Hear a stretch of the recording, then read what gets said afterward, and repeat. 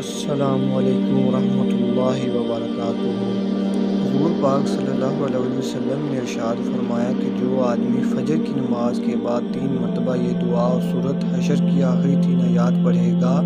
تو اللہ تعالیٰ 70,000 فرشتے مقرر فرما دیتے ہیں جو شام تک اس کے لیے رحمت کی دعا کرتے رہتے ہیں، اور اگر اسی دن مر گیا تو شہید مرے گا۔ اور یہی عمل جو بندہ مغرب کی نماز کے بعد کرے گا تو اللہ تعالیٰ 70,000 فرشتے مقرر فرما دیتے ہیں جو اس کے لیے صبح تک رحمت کی دعا کرتے ہیں، اگر تو وہ مر گیا شہید مرے گا۔ تو آپ نے یہ دعا 3 مرتبہ اعوذ باللہ السمیع العلیم من الشیطان الرجیم پڑھنی ہے،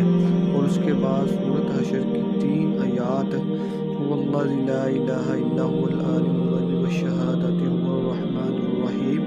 تو آپ نے یہ آیات 3 مکمل طور پر پڑھنی ہے۔ تو آج ہی اس وظیفے پر عمل کرے تاکہ اللہ تعالیٰ کی رحمت سے